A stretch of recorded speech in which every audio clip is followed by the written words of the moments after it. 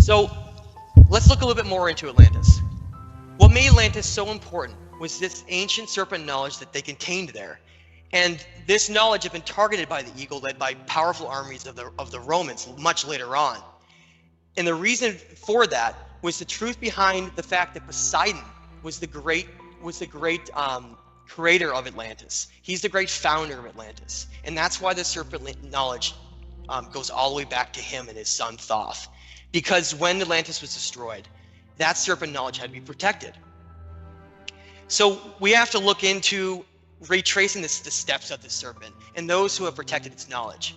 And we find if we look back at this legacy of the serpent, we find that it always goes back to Enki and his son named Ningshita.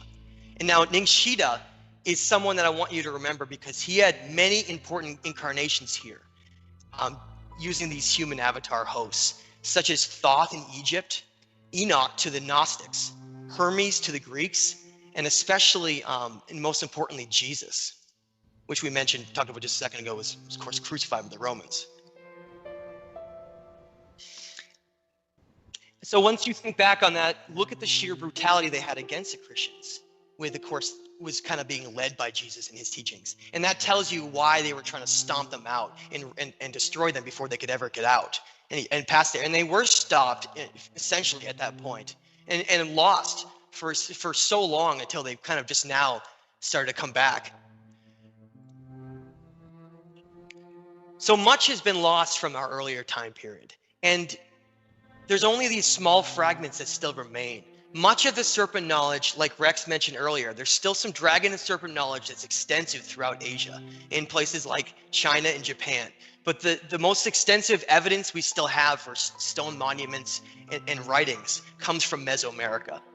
That's where we can really see that the serpent knowledge reigned for years and years and years until it was finally destroyed. So the reason behind these teachings of Atlantis and the serpent knowledge of Mesoamerica was that when Atlantis was destroyed, that serpent knowledge needed to go somewhere. And largely that's how the civilizations of Thoth were then created in Mesoamerica, to kind of honor and then carry on what was lost from Atlantis. So let's go a little bit deeper in here. I really like that guy's hat. Oh yeah, so this might be really kind of familiar to a lot of people. You know, a lot of people may be familiar if you live in the United States or a lot of other parts of the world, down through Mexico and South America, of having a plumed serpent or like a plumed headdress or just any kind of a feathered headdress on their head. And the most important thing that I need to recognize here is that this is an example of information and knowledge that's been misrepresented, because I throughout all of my time until just within learning about this, thought that the feathers on Native Americans shared all throughout the United States, down through Mexico and down through Central America and South America, was based on the eagle and the bird. But what it actually represented was the plumed serpent. And that's why a second ago I showed this. These statues all throughout Mesoamerica simply represented the plumed serpent. And if you think about what a plumed serpent is, it's simply just a dragon. And so that's how they use all of these things, these symbols as metaphors, and we just simply don't get it. We think, oh, there's nothing like that that looks like that. It's crazy. Whereas these cultures were thinking way ahead of us, and they're trying to show metaphors to explain what they were trying to say. So these teachings and grand civilizations that were created by Thoth in order to resurrect what had been lost from Atlantis, they were only later corrupted by the eagle through war and blood sacrifice. We have to strongly consider all throughout history these native civilizations of the Americas, which became the stronghold of the plumed serpent. And then remember, the conquistadors of the mighty Spanish Empire that then conquered simultaneously the north to the south of all of these cultures. And I want you to remember that. Because the real meaning behind these native headdresses, as I talked about, it always extends back to the plumed serpent and the winged dragon. It has nothing to do with the eagle. That was simply what was stolen from them. And the flag of Mexico, to me, is one of the best examples still shown in the world. Because if you look at the history of Mexico and how those civilizations by Thoth were created in Tenochtitlan and Teotihuacan, you then see that when Cortez landed and then they conquered them, the eagle was able to conquer the serpent. And that's how their flag was able to eventually mean that. And unfortunately, most Mexicans don't know that. If they did, they probably wouldn't be as happy celebrating it. So the truth can really be found by looking at some of these ancient flags. In my book, The Illusion of Us, I talk about how a great veil has been placed over much of society, creating a false narrative of our history by controlling the information of the past and our purpose. That's how I was saying all of these symbols have been inverted and been made to believe the opposite of what they really are. Because if we knew the truth of what these symbols and teachings and all of these things meant, we would find out the real truth of everything. That's what they're trying to hide. Because it really does create what we think of as the Matrix. By holding back the truths of history, they're able to control what we think of the events of the past and kind of allow kind of this trained subconscious to attack anything that doesn't fit this predetermined model of what they give everybody through, this collective curriculum that's given through school.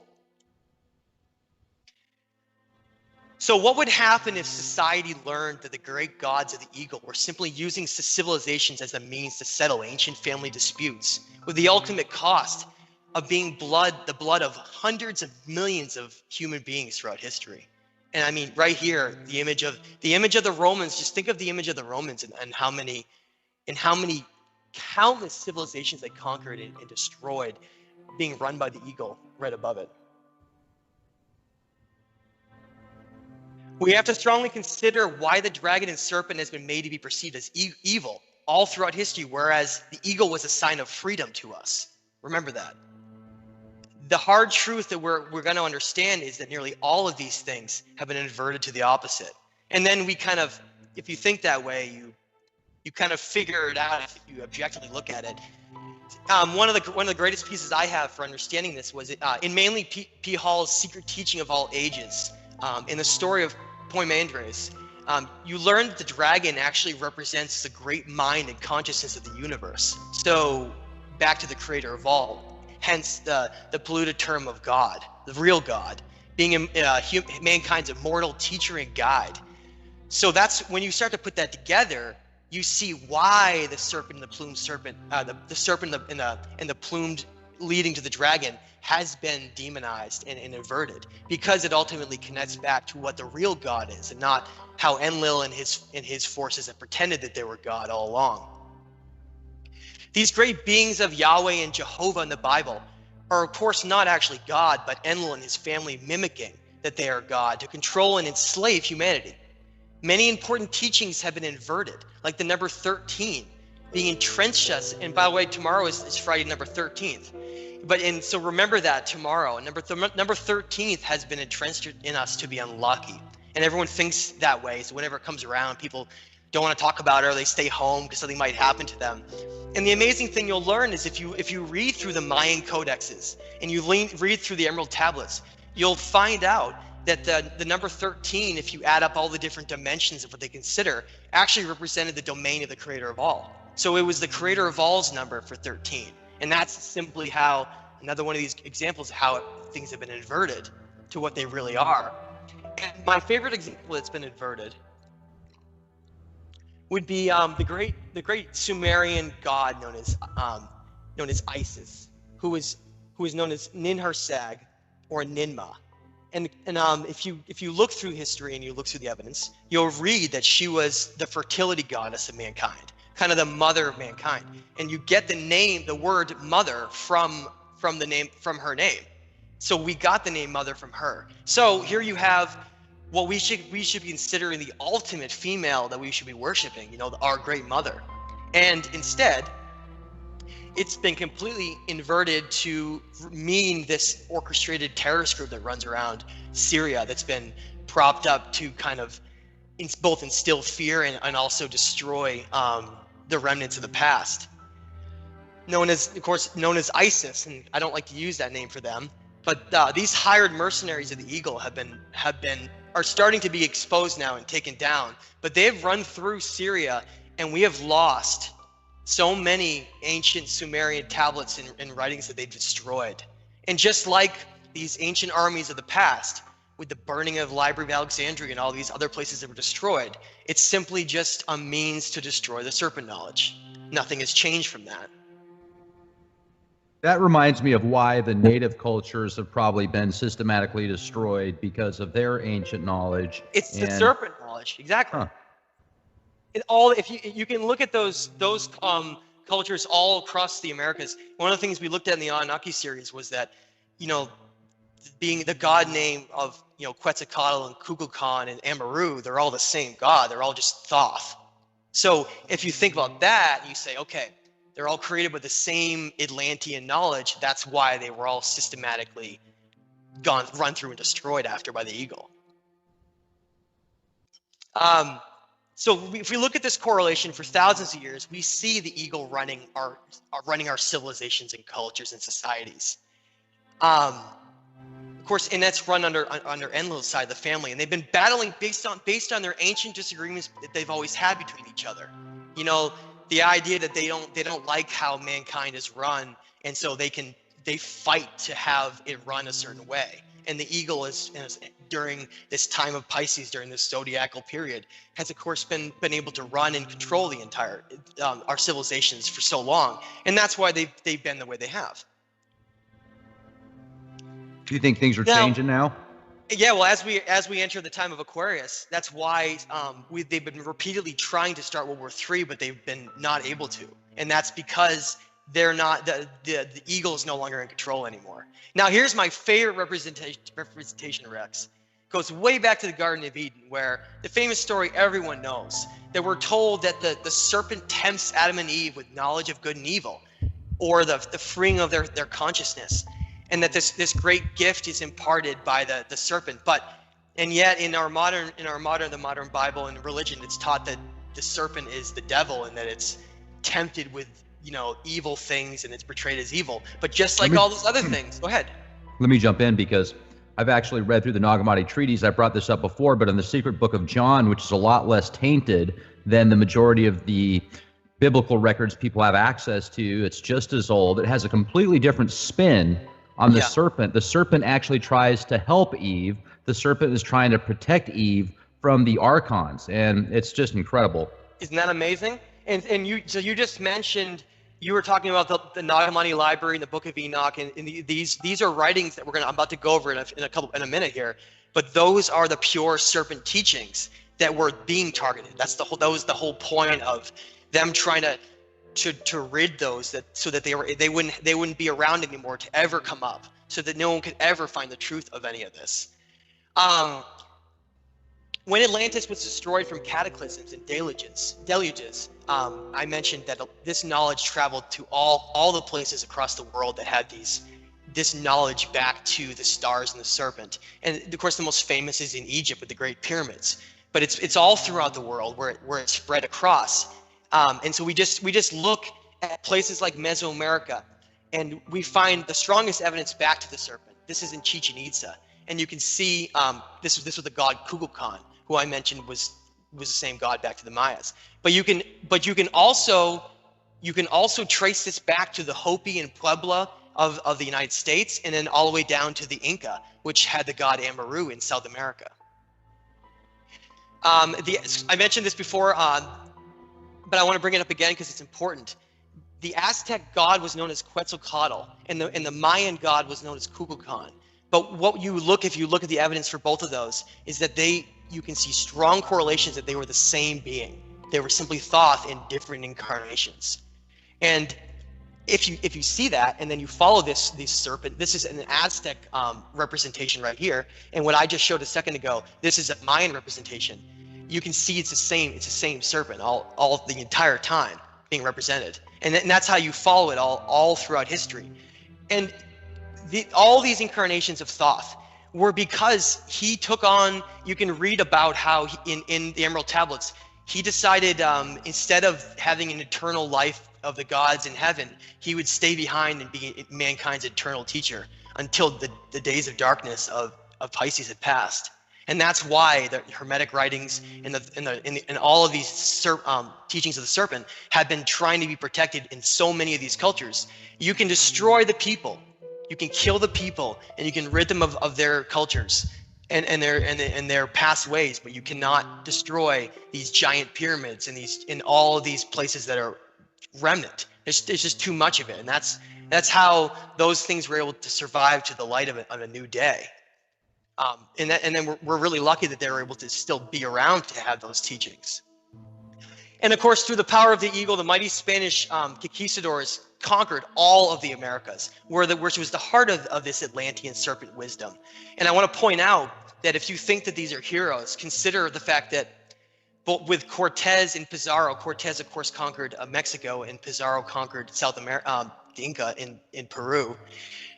Montezuma, who was the ruler of the Aztec, was captured by Cortez and held for ransom, and Atahualpa was the head ruler of the Inca, was captured by Pizarro and held for ransom. And when they both got their ransoms, both of those leaders were executed, and then all the civilizations were then stampeded and then destroyed. And then all we have left are these remnants that we're trying to uncover right now today.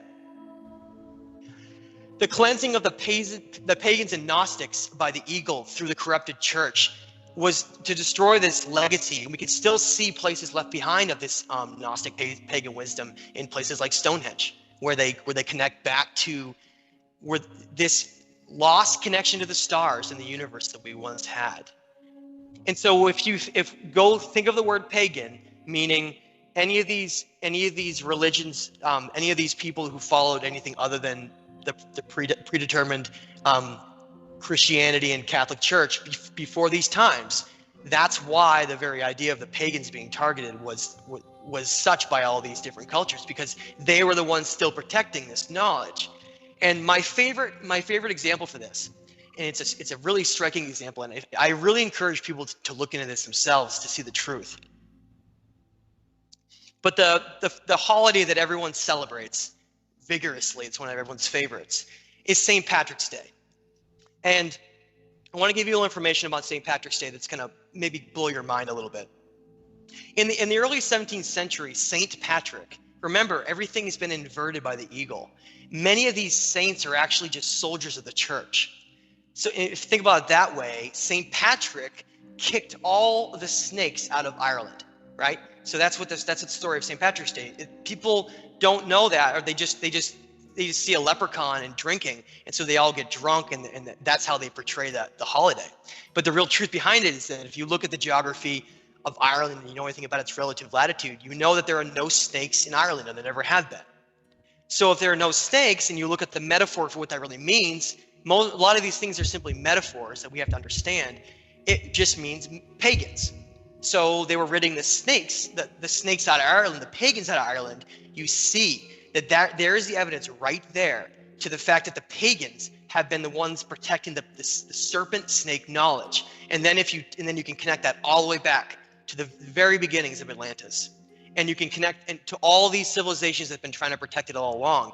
And this represents simply one of the last remaining places up in Scotland and Ireland that had these people that were protected. And they were, of course, celebrating their domination and being kicked out of the country. If you look at the complexity and the sheer scale behind this, you gotta look at how the eagle has been able to control so many human civilizations. It should be pretty clear that the gods were simply just these Anunnaki higher beings who have been playing the great puppet masters of our history. At some point, we gotta decide if we want to actually take the reins of our own story and stop letting them dictate it for us. How many human lives need to be sacrificed by these war criminals of our evolution? To me, the value of a human life is the ultimate gift we have. Our consciousness provides us with every single possible means for us to reach the true light beings that we really are. And the value of a human life is what is at stake here. This serpent dragon knowledge, all it does is connect back to who we really are. connecting back to our chakra centers, and that identity is what's being fought over. Because if people don't know who they really are, they'll allow themselves to be ruled and governed, and they'll fight for another country and die for them. And once you learn the truth of it, everything really does change, because then you no longer are governed by those things any longer. Please find more about this in my book, The Illusion of Us. And I have a YouTube page, Rex mentioned. Thank you so much, Rex. I make a lot of videos like this. I continuously try to do a lot of different content to try to connect different parts, from both connecting back to thinking like spending time in the outdoors and Gaia, to everything to the Anunnaki and higher consciousness and dimensions. And I want to also say, I've learned so much, and a huge shout out to Gerald Clark, who's been a really huge inspiration and teacher for me behind this. And his website can be found at geraldclark77.com. So please look at a lot of these videos and some of these books that we've written, because we really have tried to expose this battle of the eagle and the serpent that's been held back for so long. Because this time of Aquarius that Thoth talks about how eventually mankind will be able to find this knowledge again. And that's the time we're in right now with Aquarius. That's been predicted by the Mayans and all of these cultures. And so this is the time when this information is flooding the internet and being released. And so it's just those who can look into themselves and have the courage to find the truth. So thank you very much.